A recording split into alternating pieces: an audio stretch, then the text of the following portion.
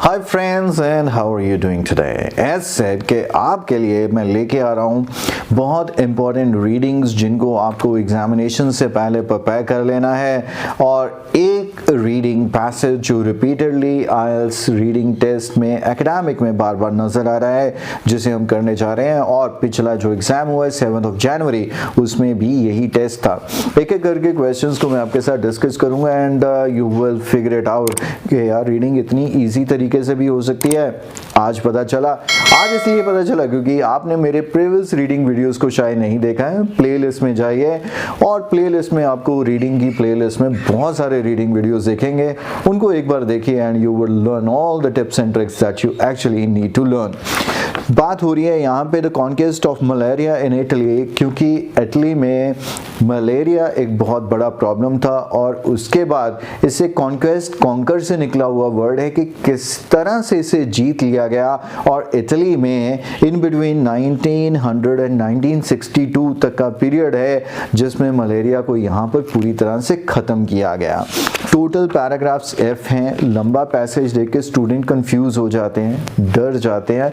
बिल्कुल नहीं डरना है, फोकस होना चाहिए सिर्फ क्वेश्चंस के ऊपर, और उसके बाद आप देखिएगा आंसर्स कितने जल्दी मिलते हैं क्योंकि आपका फोकस सिर्फ और सिर्फ उस वर्ड को ढूंढने में है, ज़्यादा पढ़ने या समझने में नहीं है। पहला क्वेश्चन टाइप है ब्लैंक्स, तो इसी को पहले करते हैं।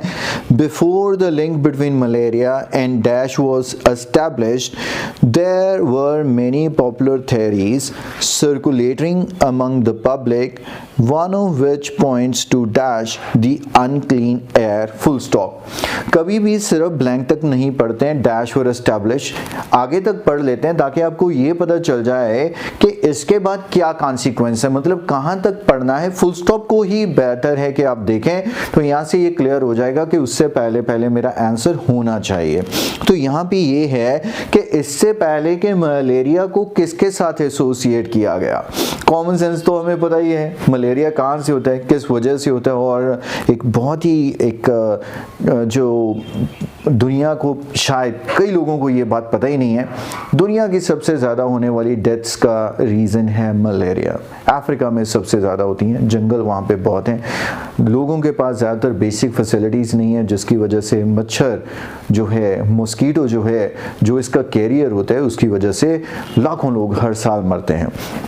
तो यहाँ पर एस्टैब्लिश के लिए हमने देखना है लिंक किसके साथ जोड़ना है। एवरीबडी नाउ नोज, वहाँ पे लिखा है इससे पहले नहीं पता था और इसने कह दिया उलट, एवरीबडी नाउ नोज क्या पता है, malaria is carried by mosquitoes, मतलब मलेरिया जो है मॉस्किटो कैरी करता है। But in the 19th century, most experts believe that the disease was produced by miasma or poisoning of the air. लेकिन पहले जो क्या सोचते थे, वो ये सोचते थे कि शायद एयर की जो पॉइजनिंग है, मतलब जैसे पोल्यूशन कह देते हैं, उसकी वजह से है ये। तो यहाँ पर ये क्लियर हो गया ना, अनक्लीन एयर तक हमने पढ़ा था, तो इससे पहले पहले आंसर होना चाहिए था। और हमारी जजमेंट, जो हमारी अंडरस्टैंडिंग थी कि बात मॉस्किटो की होनी चाहिए, तो वही मेंशन भी है, तो mosquito has to be the correct answer. तो नेक्स्ट क्वेश्चन जो है वो कह रहा है कि circulating among the public, one of which points are to dash the unclean air. ये जो कॉमा है उसके बाद लिखा है दी अनक्लीन एयर, इसका मतलब ये किसी चीज़ की एक्सप्लेनेशन है। और यहाँ पे आपको बिल्कुल क्लियर हो जाएगा कि यहाँ पर लिखा है अनक्लीन एयर और वहाँ पर लिखा है पॉइजनिंग ऑफ द एयर, तो जो ब्लैंक है वहीं पर फिट होना चाहिए हमारा ये स्ट्रॉन्ग कीवर्ड जो इसने लिखा है miasma, and it has to be the answer के which points to miasma the unclean air. Easy है। अभी कंटिन्यू करते हैं क्योंकि यहाँ पे 2 लाइनों में 2 आंसर आ गए हैं, चांसेस है कि अगले भी आंसर्स हमें इसी पैराग्राफ में मिले, तो एक एक करके इनको भी ढूंढते हैं। The lack of proper treatment, कमी थी उस टाइम पे, ट्रीटमेंट नहीं था। Effected the country so badly the rural people in malaria infected places had extremely dash, मतलब इस बीमारी ने लोगों को इतनी बुरी तरह से प्रभावित किया कि खास तौर पे जो लोग विलेजेस में रहते थे, हेड उनका कुछ था, वो क्या था, एक्सट्रीमली शॉर्ट था। अब लोगों का ऐसा क्या होगा जो बहुत छोटा हो जाए, किस वजह से, इस बीमारी की वजह से। आइए ढूंढते हैं, और हमारा फोकस होना चाहिए रूरल्स। फर्दर कहता है कि others made a link between swamp water and malaria but did not make the further leap toward insects। मतलब कुछ लोगों ने इसको स्वॉम्प्स के साथ, दलदल होते हैं, गंदा पानी जहाँ पे रुक जाता है, वाटर मलेरिया के साथ जोड़ा, लेकिन वो further leap toward insect, लेकिन वो इंसेक्ट तक नहीं पहुंच पाए। तो ये भी हमारी फर्स्ट क्वेश्चन की रेफरेंस से ही जुड़ता है कि प्रायर के, इससे पहले कि इंसेक्ट के साथ जोड़ा जाए। The consequence of these theories were that little was done to combat the disease before and end of the century। पढ़ने की कोई ज़रूरत नहीं है, हमें कीवर्ड नहीं मिल रहा, कीवर्ड है हमारा rural people. Things become so bad that in malarial zone the life expectancy of land worker was a terrifying 22.5 years। देखिए, आपने काफ़ी हद तक इंफॉर्मेशन पढ़ लिया है, तो यहाँ पे ऐसा लग रहा है कि शायद हमें आंसर नहीं मिल रहा है, लेकिन काफ़ी हद तक अगर आप जोड़ सकें तो यहाँ पर लिखा है इसने रूरल, और इधर इसने कह दिया लैंड वर्कर। तो यहाँ पर land worker of course farmers हो गए जो खेतों में काम करते हैं, और यहाँ पर उसने कहा है कि शॉर्ट क्या था, एक्सट्रीमली शॉर्ट, और यहाँ पर लिखा है इसने लाइफ एक्सपेक्टेंसी उनकी इतनी कम हो गई कि एट एन एवरेज टेरिफाइंग, मतलब डरा देने वाली बात है कि 22.5 ईयर तक पहुंचते उनकी डेथ हो जाती थी। तो the answer has to be life expectancy. फिर the disease spread so quickly specially in the south of Italy.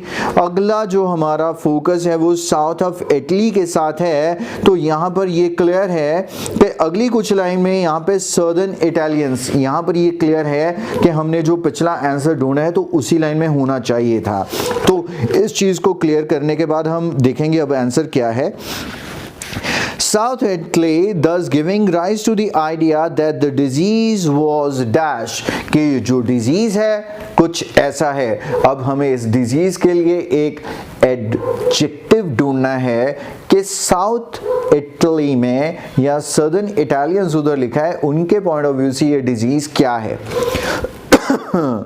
तो फर्दर रीड करते हैं, given the widespread belief that malaria was hereditary मतलब जो जनरेशन टू जनरेशन आगे forward होता है, और यहाँ पर भी सेम ही चीज है, that the disease was, adjective चाहिए था, hereditary is the correct answer. Finally, people believed in these theories until the mosquito was found to be the dash in the 1880s. अब अगली ही लाइन में हमें 1880s भी नजर आ रहा है, दैट मीन्स वहीं पर हमारा आंसर होना चाहिए। हमने ये देखना है कि फाइनली क्या पता चला कि इसके लिए जो मॉस्किटो है वो क्या है। हमें तो ये पता है उसका कैरियर है, लेकिन चेक करते हैं। Such theories begin to collapse as the dreaded mosquito was identified as the real culprit। dreaded, dreadful मतलब खतरनाक, भयानक, और यहाँ पर है आइडेंटिफाई, उसे क्या किया गया, पहचान लिया गया। यहाँ पे फाउंड लिखा गया है, क्या पहचाना गया, द लिखा है, इधर भी द लिखा है, रियल culprit, real culprit मतलब इसका मेन दोषी। So the answer is the real culprit. Next question here. The volunteers of the Italian experiments that provided assuring evidence were all over Italy। मतलब ये जो volunteers थे जिन्होंने ये इसके बारे में बताया वो इटली से हर जगह से थे, all over Italy। और अगले क्वेश्चन में ये आंसर मिलना चाहिए। Italian scientists drawing on the pioneering work, pioneer मतलब जो काम पहले किसी ने नहीं किया, work of French doctor, एक बंदे का नाम दिया है, were able to predict the cycle fever but it was in Rome। उसने एक रोम की जगह बताई है की डिस्कवरी जहां पर हुई। Giovanni, ये naturalist found the particular type of career by experimenting healthy volunteers। Okay, समझ आ गया। तो आपने ये आंसर क्या लगाया होगा, वहाँ पर उसने किया है कि volunteers of the Taliban experiments that providing evidence, वो पूरी दुनिया से आए थे, लेकिन उसने एक बंदे के बारे में बताया है जिसमें उसने एक्सपेरिमेंट में कुछ हेल्दी वॉलंटियर्स को लिया, लेकिन वो हेल्दी वॉलंटियर्स आए कहाँ से थे ये तो आपको बिल्कुल नहीं पता है. For that reason the answer is not given. It's possible to come out of Malarian zone alive, मतलब कोई डिक्लेयर कर दिया गया जोन, जैसे कोरोना टाइम में कोरोना जोन डिक्लेयर हो गए थे, कंटेनमेंट जोन बोलते थे, तो वहाँ से अलाइव निकलना पॉसिबल था. हमें मलेरियल जोन चाहिए, कहाँ पे मिलेगा, तो वहीं पर आंसर भी होना चाहिए. इसी पैराग्राफ के लास्ट कुछ लाइंस हैं जहां पर हम रीड करेंगे. Definite proof of these new theory was obtained after an extraordinary series of experiment in Italy, comma है, कुछ ज्यादा इंपॉर्टेंट नहीं है, where healthy people were introduced into malarial zones, उनको मलेरियल जोन्स में डाल दिया गया, but kept free of mosquito bites, लेकिन उनको बाइट नहीं करने दिया मॉस्किटोज द्वारा, एंड रिमेन्ड वेल, और वो ठीक रहे. कहने का मतलब ये इन्फेक्शन आइडेंटिफाई करना था कि एक दूसरे से हो रहा है या मॉस्किटो के बाइट करने पर ही हो रहा है. तो ये लोग मलेरियल जोन में गए, लेकिन इनको मॉस्किटो ने अगर नहीं काटा तो वो बिल्कुल हेल्दी रहे. क्वेश्चन था कि इट इज पॉसिबल कि अलाइव वो बाहर आ जाएं, तो बिल्कुल वो वेल बाहर आ गए. Answer is true. The government successfully managed to give all people quinine medication. अब quinine medication देनी है और गवर्नमेंट ने सक्सेसफुली सबको दे दी. quinine हमारा स्ट्रॉन्ग कीवर्ड है और हमें ये कहाँ पे मिलना चाहिए, तो अगले ही पैराग्राफ में मेड यूज ऑफ quinine. ये ड्रग जो है ऑब्टेन फ्रॉम ट्री बार्क और इसके कुछ साइड इफेक्ट्स के बारे में बताया है. तो अगर इसी पैराग्राफ में लास्ट कुछ लाइंस तक अगर हम पहुंचते हैं तो यहाँ पे लिखा है politics was itself transformed by the anti malarial campaign. It was originally decided to give quinine to all those in certain regions. Line लिखने का ही सेंस ये है कि ओरिजिनली उन्होंने ये डिसाइड किया था कि वो सबको देंगे. इसका मतलब क्या हुआ, ये नहीं हुआ होगा. मैंने सोचा था कि मैं पैसे जोड़ के आईफोन लूंगा, कॉमन सेंस है कि नेक्स्ट क्या हुआ होगा कि कुछ रीजन की वजह से आप नहीं ले पाए. फर्दर रीड भी कर लेते हैं. इवन हेल्दी पेशेंट्स को भी देने की उन्होंने कोशिश की. Were often suspicious of medicine being forced upon them, वो सस्पिशन में थे, उनको ये शक होता था कि हम तो हेल्दी हैं, हमें क्यों ये जबरदस्ती दिया जा रहा है. Doctors were sometime met with hostility and refusal. बहुत क्लियर है, हॉस्टिलिटी मतलब नॉट फ्रेंडली, दुश्मनी, और रिफ्यूजल मतलब वो मना कर देते थे. दैट मीन्स सबको नहीं दिया गया. लेकिन हमारा स्ट्रॉन्ग कीवर्ड क्या काम करता है, जब क्वेश्चन में हमने देख लिया था all people, all is an extreme word. जब भी आपको क्वेश्चन में ऑल नजर आएगा 99.99% तो आंसर फॉल्स ही होगा. अगर कुछ और हो तो वो डिपेंड करता है, पढ़ के फिर भी करना है. टिप्स एंड ट्रिक्स के पॉइंट ऑफ व्यू से अगर क्वेश्चन में ऑल है तो आंसर क्या रहेगा, फॉल्स. तो यहाँ पे ऑल वो कहते हैं सबको दिया, उधर वो कह रहा है कि काफी लोगों ने उसे रिफ्यूज किया, so the answer is false. अब हमें बताना है कि गिवन जो पर्टिकुलर क्वेश्चंस हैं कौन से पैराग्राफ में से लिए गए हैं. First says A breakthrough in the theory of the cause of malaria. Breakthrough मतलब discovery, breakthrough मतलब success. तो हमें ये बिल्कुल क्लियर है जितना हम पढ़ के आए कि पैराग्राफ बी में हमने पायनियर्स के बारे में पढ़ा था जिन्होंने फाइनली इसे आइडेंटिफाई किया था. तो B is the correct answer. A story of today's reader मतलब आज के टाइम पे ले आया. ध्यान से सोच के देखिए इसने कहां से स्टार्ट किया था, बैकग्राउंड से, जब हमें मलेरिया के बारे में नहीं पता था, और इसका जाते जाते एंड कहां पे होना चाहिए था. अगर रेगुलर एक पैराग्राफ होता तो फ्यूचर में जाता, लेकिन इसमें 1900 to 62 तक की इसने बात की है. तो अगर ध्यान से अगर आप देखेंगे तो इसके लास्ट पैराग्राफ में आपको नजर आती है ये बात. यहाँ पर उसने this is the disease that affects every level of society where it is rampant. It also provides us with a message of hope for a world struggling with the great present day medical emergency. So present day और यहाँ पर लिखा हुआ today's reader and यहीं पर एक message है हमारे लिए and that's the reason why F is the correct answer. Next है a description of an expert who did not do anything to restrict the spread of disease. तो यहाँ पर कुछ पैराग्राफ्स हमने अभी तक नहीं पढ़े हैं तो चांसेस हैं कि उन्हीं में ये इंफॉर्मेशन हो, तो फटाफट से सी पैराग्राफ ऑनवर्ड्स रीड कर लेते हैं. डिस्पाइट दीज प्रॉब्लम या अगले क्वेश्चंस को रीड कर लेते हैं ताकि हमें ये पता चल जाए कि बाकी के आंसर्स कहाँ पर मैच करेंगे. एक है कि एक्सपर्ट ने कुछ नहीं किया. एक है a setback in the battle against malaria due to government policy, मतलब गवर्नमेंट के पॉलिसीज ऐसे आ गए कि जो लड़ाई मलेरिया के खिलाफ चल रही थी उसको काफ़ी सेटबैक मतलब झटका लगा, मतलब जो काम कर रहे थे उसको नहीं किया गया. A description of how malaria affect the human body, मतलब ह्यूमन की बॉडी को ये मलेरिया कैसे अफेक्ट करता है. तो शायद फर्स्ट पैराग्राफ हम देख रहे थे जहां पर उन्होंने बताया था कि 22.5 ईयर उनकी लेंथ रह गई थी.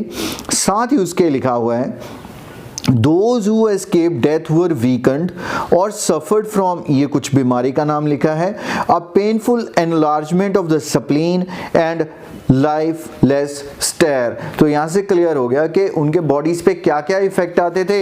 एंड लास्ट क्वेश्चन से इसके मलेरिया के इफेक्ट ऑन ह्यूमन बॉडी, तो यहाँ से ए पैराग्राफ भी मिल गया. तो अब बचे दो, इन दोनों को पढ़ने के लिए हमारे पास डी और ई पैराग्राफ पेंडिंग है जिसमें अभी तक कोई क्वेश्चन नहीं मिला. देखते हैं कौन सा कहाँ पे रहेगा. Despite these problems, the strategy was hugely successful. काफी हद तक सक्सेसफुल रही, पूरी तरह नहीं रही, इसलिए ऑल की वजह से आंसर नो है. कंप्लीटली लिख देता फिर आंसर यस होता.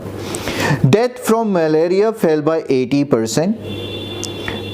फिर क्या हुआ, all together from the scourge of the disease war from 1915 to 18 delayed the campaign, मतलब जो कैंपेन चल रहा था मलेरिया के खिलाफ उसे डिले कर दिया गया. Funds were diverted to battlefield, मतलब अब जब लड़ाई शुरू हो गई तो इटली ने सारा पैसा मलेरिया की बजाय बैटलफील्ड पे लगा दिया. तो यहाँ से काफ़ी हद तक क्लियर है कि हमारा जो क्वेश्चन है कि a description of a setback in the battle against malaria, तो इसका डेफिनेटली आंसर रहेगा डी. अब फाइनली हमारे पास एक ही पैराग्राफ बचा है, एक ही क्वेश्चन बचा है, देखते हैं कुछ मिला कि नहीं, क्योंकि और इसमें बात की है एन एक्सपर्ट, मतलब एक खास बंदे की बात की गई है. In the most shocking part of the book, ये बंदा डिस्क्राइब करता है skill of a great historian. Reading Nazi armies in Italy deliberately caused a massive malaria epidemic, मतलब इन्होंने जानबूझ के इसका एक एपिडेमिक बना दिया. It was the only known example of biological warfare in 20th century, मतलब बायोलॉजिस्ट का कोरोना भी एक वॉरफेयर हो सकता था अगर लड़ाई चल रही होती. तो उस टाइम की एक ही एग्जाम्पल है जब बायोलॉजिकल वॉर हुआ. Shamefully, the Italian malarian expert Alberto Mazzaroli had a role to play in the disaster. तो किसी एक खास बंदे का नाम आ गया जिसने इस डिजास्टर को बढ़ने में रिस्पॉन्सिबल एक रोल प्ले किया. क्वेश्चन भी था a description of an expert who did not do anything to restrict the spread of disease, और यहाँ पर उसने कह दिया कि इस बंदे की वजह से हुआ. थोड़ा सा आगे और रीड करना है तो क्या कर सकते हैं. He did not distribute quinine despite being well aware of the epidemic to come. बस इतना ही है कि उसको पता था कि ये एपिडेमिक होने वाला है, फिर भी उसने कनीन को नहीं डिस्ट्रीब्यूट किया जिसकी वजह से ये एपिडेमिक बन गया. और यही 24th का आंसर भी बन गया, that is paragraph E. How was that? मैं कहूँगा कि अगर रियल एग्जाम में आपको ऐसा रीडिंग पैसेज देखने को मिले तो आपको बहुत खुश हो जाना चाहिए, क्योंकि एक्यूरेसी भी काफ़ी आ जाती है. बहुत ज़्यादा पढ़ना नहीं पड़ा, बहुत ज़्यादा स्ट्रॉन्ग वोकैब नहीं है इसमें, and you can achieve a very good accuracy. तो ये एक रेपिटेटिव आईएलटीएस रीडिंग है, आप प्लीज़ इसे ध्यान से कीजिएगा so that you can make it super sure कि अगर आपको रियल एग्जाम में ये पैसेज आए तो आपके 13 के 13 क्वेश्चन ठीक हो जाए. आज के वीडियो में इतना ही. अच्छा लगे तो कमेंट सेक्शन में ज़रूर बताइएगा.